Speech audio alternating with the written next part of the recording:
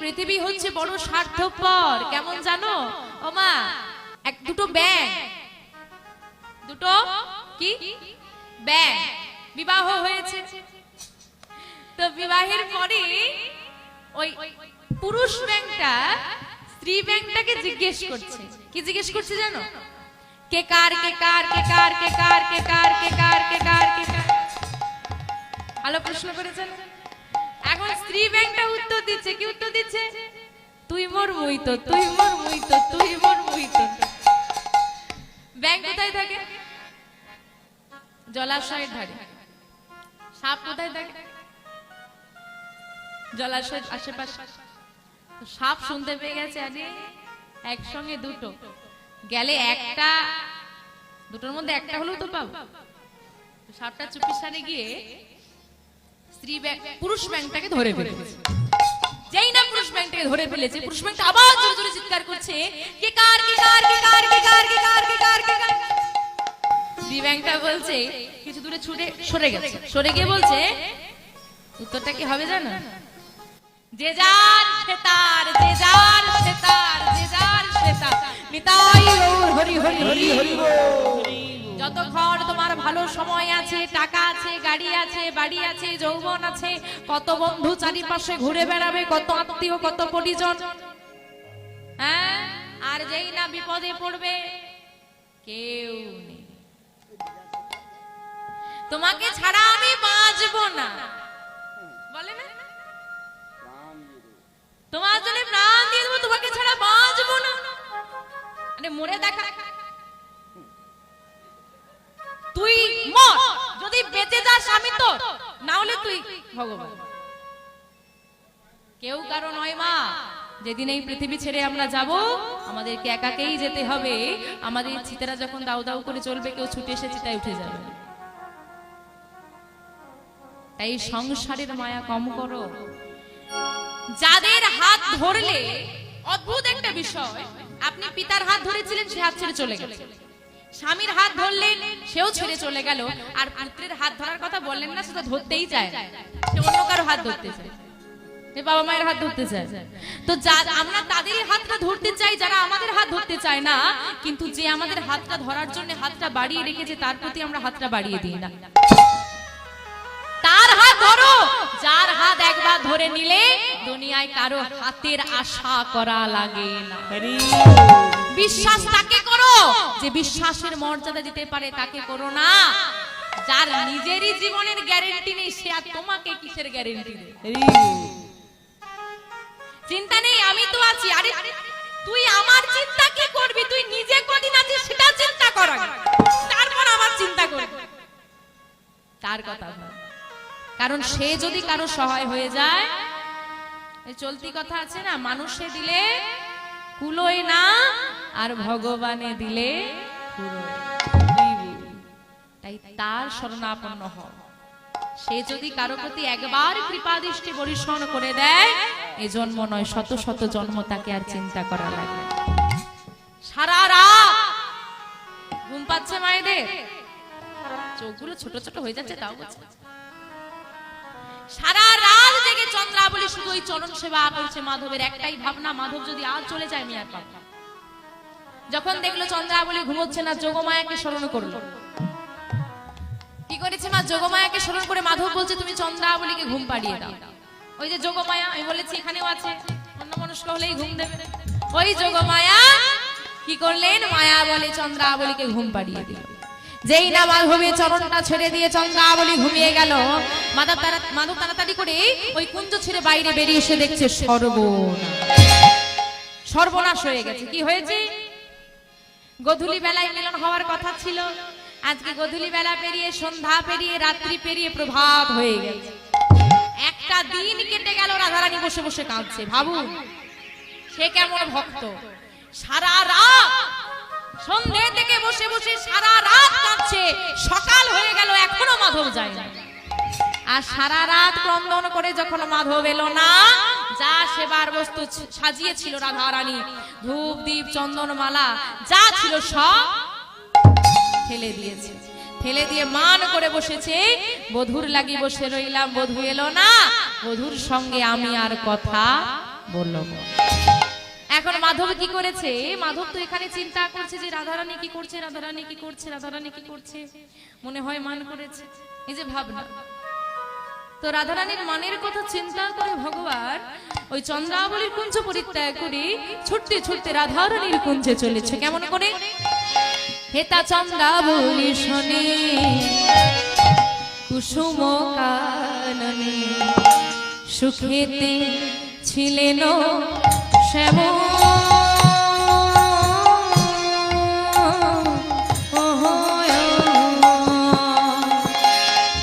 হেতা চন্দ্রাবলী শোনে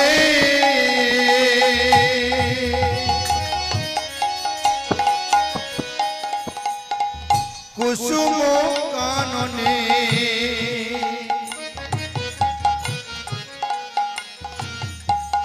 সুখেতে ছিলেন শ্যাম।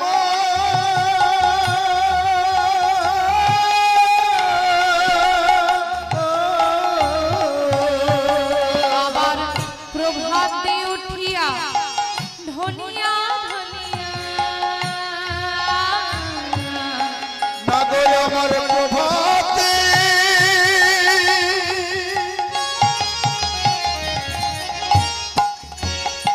উঠিয়া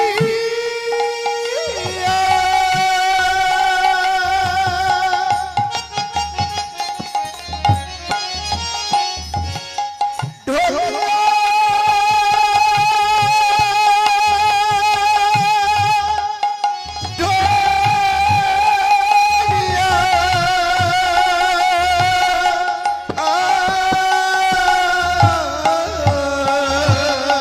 চলিল রাধার ধাম, আহামরি চলিল রাধার ধাম। নগর আমার প্রভাতে উঠিয়া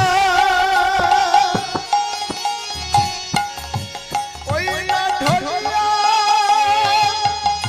ঢোলিয়া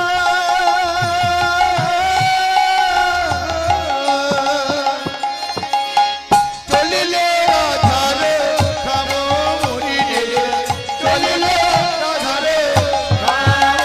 শ্যামনগরে আমার চলেছে গো, শ্যামনগর আমার চলেছে রে, নগরে আমার চলেছে গো, শ্যামনগর আমার চলেছে গো, বৃন্দাবনের পথ আলো করে, শ্যামনগর আমার চলেছে গো, বৃন্দাবনের পথ আলো করে, নাগর আমার চলেছে গো, রাধারানীর কুঞ্জ পানে, আমার চলেছে গো, রাধারানীর কুঞ্জ পানে, নাগর আমার চলেছে, আজ যুগল মিলন হবে বলে, নাগর আমার চলেছে, ওই না হরি হরি হরি বলে, হরি হরি হরি হরি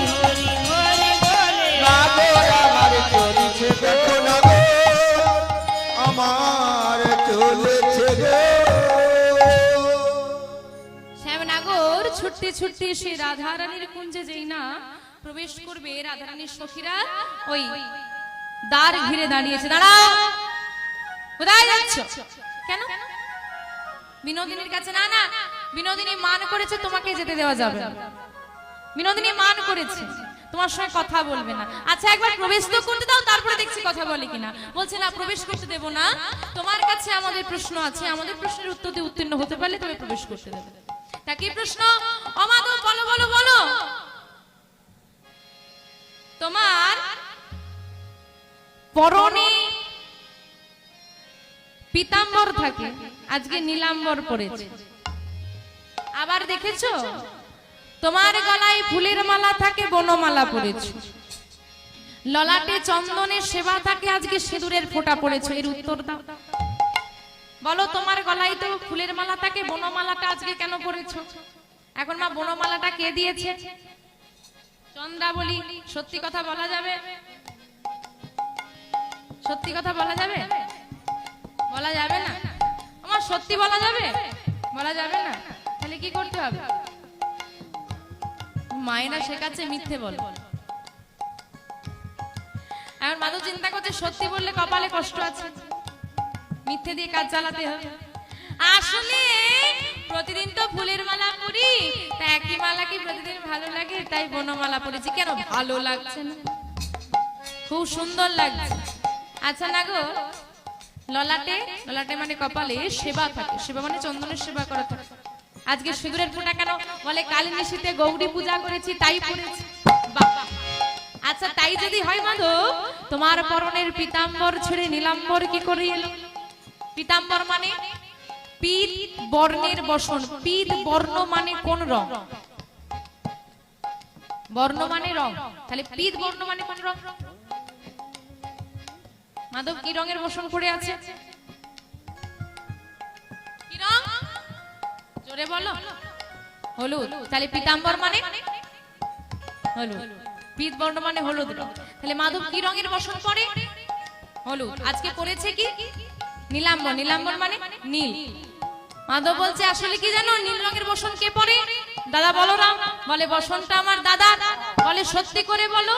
দাদা শাড়ি না দিদি শাড়ি, দাদা শাড়ি না দিদি শাড়ি, দাদা শাড়ি না দিদি শাড়ি, দাদা শাড়ি না দিদি শাড়ি, বলো বলো নীলমণি, দাদা শাড়ি না দিদি শাড়ি, বলো বলো নীলমণি, দাদা শাড়ি না দিদি শাড়ি, বলো বলো নীলমণি। দাদা শাড়ি না দিদি শাড়ি।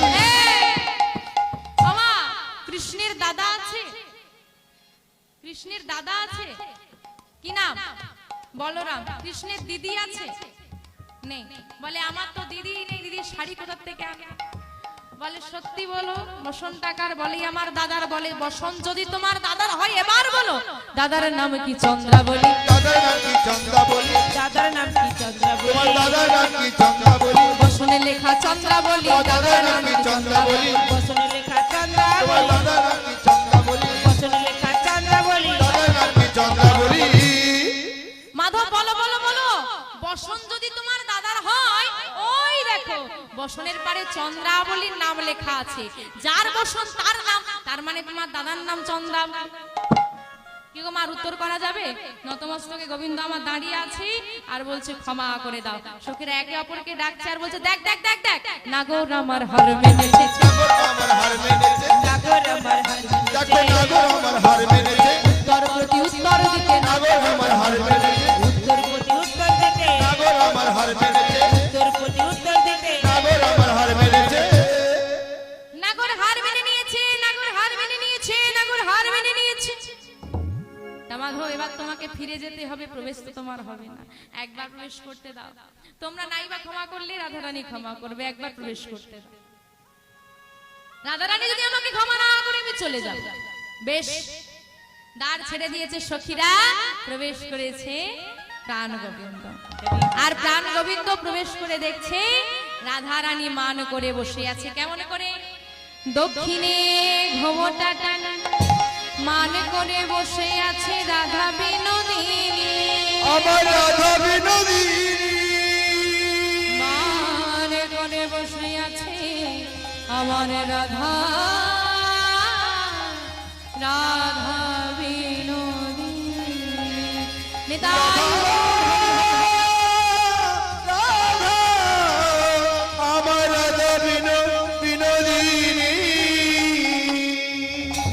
বিনোদিনী মান করে বসে আছে দেখে প্রাণ গোবিন্দ মাথা চূড়া থেকে মোহন বেনু পর্যন্ত যা সর্বস্ব অলঙ্কার আদি ছিল সর্বস্ব খুলে রাধারানীর চরণ তলে দিয়ে দিল, কিন্তু রাধারানীর মান ভাঙল না।